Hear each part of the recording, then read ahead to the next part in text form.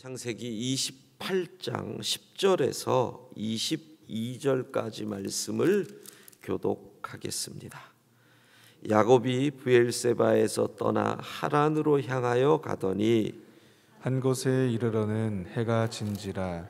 거기서 유숙하려고 그곳에 한 돌을 가져다가 베개로 삼고 거기 누워 자더니 꿈에 본즉 사닥다리가 땅 위에 서 있는데 그 꼭대기가 하늘에 닿았고 또 본즉 하나님의 사자들이 그 위에서 오르락 내리락 하고 또 본즉 여호와께서 그 위에 서서 이르시되 나는 여호와니 너의 조부 아브라함의 하나님이요 이삭의 하나님이라. 네가 누워 있는 땅을 내가 너와 네 자손에게 주리니 내 자손이 땅의 티끌같이 되어 내가 서쪽과 동쪽과 북쪽과 남쪽으로 퍼져 나갈지며 땅의 모든 족속이 너와 내 자손으로 말미암아 복을 받으리라. 내가 너와 함께 있어 내가 어디로 가든지 너를 지키며 너를 이끌어 이 땅으로 돌아오게 할지라. 내가 네게 허락한 것을 다 이루기까지 너를 떠나지 아니하리라 하신지라. 야곱이 잠이 깨어 이르되 여호와께서 과연 여기 계시거늘 내가 알지 못하였도다. 이에 두려워하여 이르되 두렵도다. 이곳이여 이것은 다름 아닌 하나님의 집이요 이는 하늘의 문이로다 하고 야곱이 아침에 일찍이 일어나 베개로 삼았던 돌을 가져다가 기둥으로 세우고 그 위에 기름을 붓고 그곳 이름을 베델이라 하였더라. 이 성의 옛 이름은 루스더라. 야곱이 서원하여 이르되 하나님이 나와 함께 계셔서 내가 가는 이 길에서 나를 지키시고 먹을 떡과 입을 옷을 주시어 내가 평안히 아버지 집으로 돌아가게 하시오면 여호와께서 나의 하나님이 되실 것이요 내가 기둥으로 세운 다 함께 읽습니다. 내가 기둥으로 세운 이 돌이 하나님의 집이 될 것이요 하나님께서 내게 주신 모든 것에서 10분의 1을 내가 반드시 하나님께 드리겠나이다 하였더라. 아멘. 아멘. 야곱이 형에게서 붉은 죽 한 그릇으로 장자의 영혼을 샀지요. 명분을 샀지요. 시간이 지나서 아버지에게 형인 척 속이고 장자의 축복을 받고 그 결과 형의 노여움을 피해서 외갓집으로 도망가는 길에 오늘 본문에 일이 생겨납니다. 지금 야곱의 심정은 어떠할까요? 먼저는 다양한 종류의 두려움이 있을 겁니다. 미지의 세계로 간다 두렵지요. 가는 길 또 그곳에서 잘 될까 두렵지요. 강도를 만나는 건 아닐까 두렵지요. 나의 미래는 어찌 될까 두렵지요. 이런 두려움. 제가 1995년 1월 13일 날 미국에 딱 떨어졌는데 그날 첫날 밤이 요즘도 기억이 나요. 신혼 첫날 밤이면 좋을 텐데 미국 첫날 밤에 아이들 우리 애들 둘이 자고 제 아내도 뒤척이더라고요. 시차가 있으니까 잠을 한 잠도 못 잤는데 두려움인 거예요. 책임감.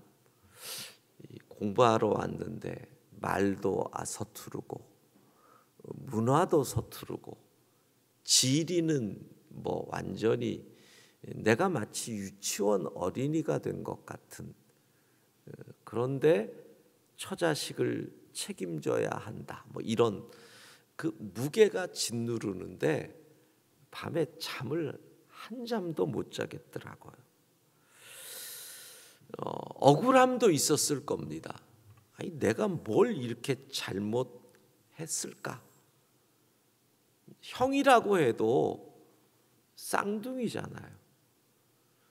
쌍둥이인데 형은 장남이라고 뭐 완전히 장자의 명분 다 가지고, 쌍둥이 동생인데 뭘 그렇게 차별을 두는지. 배고프다고 해서 형이 장자의 명분을 우습게 여기고 죽 한 그릇에 파는 판인데 그게 왜 내 잘못이냐? 엄마가 하라고 해서 분장을 하고 아버지에게 간 거지 내가 하려고 했느냐? 온갖 억울한 마음도 들었을 겁니다. 근데 억울함은요, 항상 보면 후회라고 하는 거하고 파트너입니다. 억울한 마음이 한편으로 들면 한편으로는 후회의 마음이 들죠. 왜 그랬을까? 엄마가 말할 때도 내가 왜 그랬을까? 그러니까 후회, 억울함, 두려움, 바로 그 상황에서 오늘 본문이 기록되는 거지요. 12절부터 나오는 본문을 보면 사닥다리가 하늘에 닿고 하나님의 사자들이 오르락 내리락 하고 여호와를 보게 됩니다. 눈으로 보는 환상, 귀로 들리는 하나님의 음성. 나는 여호와, 너의 할아버지 아브라함, 너의 아버지 이삭의 하나님이다. 내가 네가 누워 있는 땅을 너와 내 자손에게 주겠다. 너의 자손이 땅에 티끌같이 많아서 서쪽, 남쪽, 북쪽, 동쪽으로 퍼질 것이고, 그 할아버지 아브라함에게 주셨던 복이 이어지는 거죠. 땅의 모든 족속이 너로 인하여 복을 받을 것이다. 어디로 가든지 너를 지킬 것이고 너를 떠나지 않을 것이다. 자, 잠을 깬 야곱이 한 가지의 고백과 세 가지의 서원을 합니다. 한 고백은 여호와께서 여기 계시거늘, 과연 여기 계시거늘 내가 알지 못하였다. 그리고 그곳 이름을 벳엘, 하나님의 집이라고 짓잖아요. 우리가 불렀던 오늘 찬송이 바로 베델의 고백이잖아요. 높은 산이 거친 들이 초막이나 궁궐이나 내 주 예수 모신 곳이 그 어디나 하늘나라. 이게 베델의 고백이면서 동시에 야곱의 고백이면서 동시에 우리의 고백이면서 삶의 예배자들의 고백이 되는 겁니다. 자, 그리고 이제 약속을 하는 거예요. 하나님이 나를 지키시고 그 말씀을 이루어 주신다면, 첫 번째, 여호와께서 나의 하나님. 수많은 신들을 섬기는 그 시절에 여호와만이 나의 하나님입니다. 나는 하나님만 섬기겠습니다. 그리고 내가 기둥으로 세운 이 돌이 하나님의 집이 됩니다. 그 말의 의미는 내가 이곳에서 다시 이 기둥이 있는 이곳에서 하나님을 예배할 것입니다. 그리고 10분의 1을 하나님께 드리겠습니다. 서원이에요. 우리랑 비슷해요. 우리도 서원을 하고 하나님에게 약속을 할 때 보면 야곱과 같이 이 뭔가 코너에 몰렸을 때, 뭔가 내가 지금 고난이 다가올 때, 사방이 막힌 것 같아서 어디 갈 곳이 없다, 위험하다 싶을 때 하나님에게 요즘 말로 하면 딜을 거는 일들을 많이 하죠.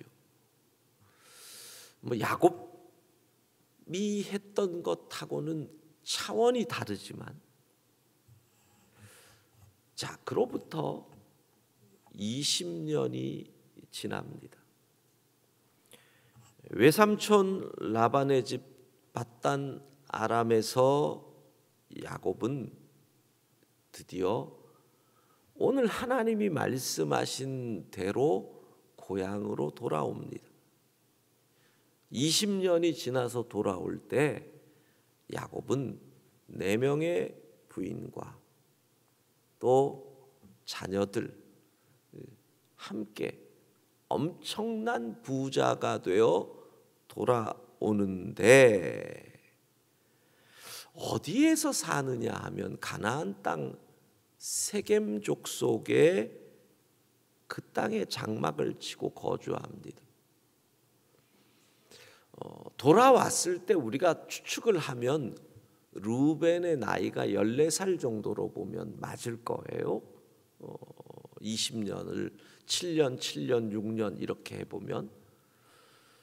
그런데 세겜 땅에서 여동생이 성폭행당한 일로 인해서 그 땅, 그 부족을 진멸할 정도로 유다, 레위와 시몬이 그 정도라면 세겜 땅에서 못해도 5, 6년 이상을 살았을 거예요. 10대 후반이나 되고 20대는 돼야 칼을 휘두르지 않겠어요? 그러면 이제 질문이 나오는 거예요.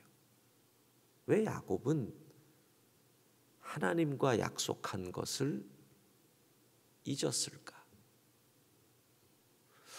무엇 때문에 하나님과 한 약속을 잊고 세겜 땅에서 그냥 머물러 있었을까? 2022년 올 한 해 우리는 얼마나 신실했는가를 돌아보는 겁니다. 우리가 믿는 하나님의 성품 중에서 정말 하나님다운 성품은 하나님의 신실하심이죠. 신실하심이라는 것의 의미는 뭐예요? 변함없으시다. 언제나 변치 않으신다. 그리고 또 뭐예요? 약속은 반드시 지키신다. 약속, 구약, 신약, 약속 반드시 지키신다. 그런데 왜 야곱은 그 약속을 잊었을까요? 먹고 살만해져서? 시간이 너무 흘러서? 아마도 우리하고 비슷할 겁니다. 화장실 들어갈 때와 나올 때의 마음이 달라져서, 돈 빌릴 때와 수중에 돈이 있을 때 마음이 달라져서, 너무너무 급해서 기도할 때와 해결이 된 이후 마음이 바뀐다는 거죠. 물에 빠진 사람을 구해주면 보따리를 내놓으라고 한다면서요. 사람의 마음이 그렇게 바뀌는 겁니다. 물론 야곱에게 그거를 따지면 너는 약속을 해놓고 화장실 갈 때 나올 때 다르냐? 그러면 야곱은 이렇게 대답할 겁니다. 외삼촌 라반의 음모와 억압과 그 라반의 말도 안 되는 속임수에서 버티고 사는 게 얼마나 힘든데, 그러다 보니 정신이 없었습니다. 우리도 처자식 먹여 살리려고 회사에서 발버둥 치며 사느라고 정신이 없었습니다. 하나님 취직되면 이렇게 하겠습니다. 하나님 병 고쳐주시면 이렇게 하겠습니다. 하나님 내 아이들 이렇게 돌봐주시면 이렇게 하겠습니다. 이 문제 해결되면 이렇게 하겠습니다. 그리고 나서 해결되면 먹고 살려고 하다 보니 정신이 없어서 그랬는데, 여러분, 야곱은요 이걸 잊은 거죠. 외삼촌 라반의 계략과 그 속임수, 그 폭압을 이길 수 있었던 이유가 뭘까요? 내가 어디로 가든지 너와 함께 할 것이며 너를 지킬 것이다. 하나님의 은혜로 그가 밧단 아람에서의 삶을 감당하고 여기까지 온 것, 그거는 잊고 있었다는 거예요. 사랑하는 성도 여러분, 우리가 지금 여기 있는 것, 올 한 해 돌아보면 폭풍우 같은 시간 속에서 여기 있는 것, 하나님의 은혜인 줄로 믿습니다. 그걸 잊으면 안 되는 거죠. 결국 야곱은 다시 20여 년 전 그가 베델이라 이름 지은 그 광야에서 두려움과 억울함과 온갖 후회 속에서 하나님을 찾았던 그때를 기억해내지요. 언제? 그 비슷한 상황, 세겜 땅에서. 지금은 지킬 것도 많아졌어요. 그때는 혼자였는데 지금은 처자식도 지켜야 돼, 재물도 지켜야 돼, 가축도 지켜야 돼. 얼마나 지킬 게 많아졌는지 그 위기 속에서 생각하지요. 창세기 35장 3절 같이 읽습니다. 우리가 일어나 베델로 올라가자. 내 환난 날에 내게 응답하시며 내가 가는 길에서 나와 함께 하신 하나님께 내가 거기서 제단을 쌓으려 하노라. 아멘. 야곱은 다 까먹은 거예요. 첫 번째 소원부터 까먹었던 거예요. 여호와를 나의 하나님으로. 그러니까 베델로 올라가자 하면서 내놓았던 집안 식솔들에게 한 얘기가 뭐예요? 우상들 다 꺼내. 우리는 하나님만 믿는 집안인데 웬 우상이 이리 많아? 우상들 다 꺼내 땅에 파묻고 첫 번째 서원부터 어기며 20여 년을 살아온 거죠. 여러분, 왜 우리는 하나님 앞에서 신실하지 못할까요? 사실 야곱은 정말 놀라운 은혜를 입었거든요. 우리 가운데 야곱만큼 놀라운 환상 본 사람이 있습니까? 여호와를 보고 사닥다리에서 하나님의 사자들이 오르락 내리락 하고 하나님의 음성, 그 축복의 음성을 들은 사람 우리 가운데 있을까요? 이유를 잘 아셔야 됩니다. 여러분, 놀라운 은혜와 환상을 체험했어도요, 그 체험이 나의 삶의 신실한 그리스도인으로 거룩체화되기 위해서는 그냥 자고 일어났더니 거룩해지더라는 없다는 거예요.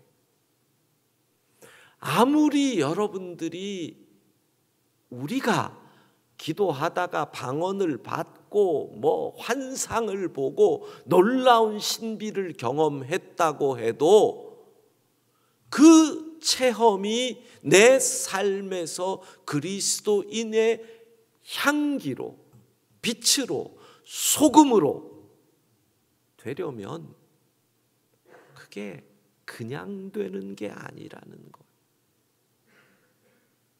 야곱은 놀라운 체험에서 놀라운 고백을 하지만 먹고 살기 바쁘다는 이유로 그 거룩이 나의 삶에 나타나는 훈련을 소홀히 한 거죠.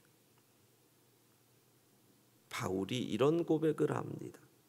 고린도전서 9장 24절에서 27절 같이 읽을까요? 운동장에서 다름질하는 자들이 다 달릴지라도 오직 상을 받는 사람은 한 사람인 줄을 너희가 알지 못하느냐. 너희도 상을 받도록 이와 같이 다름질하라. 이기기를 다투는 자마다 모든 일에 절제하나니 그들은 썩을 승리자의 관을 얻고자 하되 우리는 썩지 아니할 것을 얻고자 하노라. 그러므로 나는 다름질하기를 향방 없는 것 같이 아니하고 싸우기를 허공을 치는 것 같이 아니하며 내가 내 몸을 쳐 복종하게 함은 내가 남에게 전파한 후에 자신이 도리어 버림을 당할까 두려워함이로다. 운동선수들이 목표를 세우고 자기 몸을 절제하는 것처럼 바울의 표현대로 하면 내 몸을 쳐서 복종시키는 것과 같은 자세로 내가 받은 은혜가, 체험이 내 삶에서 나타날 수 있도록 나를 치고 절제하고 달려야 하나님의 신실하심 같이 우리도 신실해질 수 있다는 겁니다. 여러분, 얼마나 약속을 지키셨습니까? 올 한 해 하나님과의 약속뿐만 아니라 사람과의 약속도 마찬가지입니다. 얼마나 신실하셨습니까? 바쁘다는 이유로, 먹고 살기 바쁘다는 이유로, 먹고 살기 바쁘지만 내가 여기까지 있는 것이 하나님의 은혜로 여기까지 있는 건데, 먹고 살기 바쁘다는 이유가 하나님 앞에서 신실하지 못한 것에 핑계가 될 수 없다는 것입니다. 올 한 해를 마무리하면서 얼마나 신실했는지, 내가 내 몸을 쳐 복종시키는 그 자세로 받은 은혜, 그것이 내 삶에서 나타날 수 있도록, 그래서 신실하신 하나님을 닮는 우리 모두가 되기를 소망합니다. 기도하겠습니다. 자비하신 하나님, 올 한 해 얼마나 신실했는지, 얼마나 약속을 잘 지켰는지, 힘들고 어렵다고 하나님 붙잡고 사정하고 시간이 지나면 잊고 그렇게 살지는 않았는지 우리 모습을 돌아보게 하옵소서. 올해 남은 날들 다시 하나님과의 약속을 되새기며 신실하신 하나님 닮아 우리도 신실하게 하옵소서. 올해 한 달여 남았습니다. 수고하고 노력한 모든 것들의 결실을 거두는 남은 시간 되게 하옵소서. 예수님 이름으로 기도합니다. 아멘.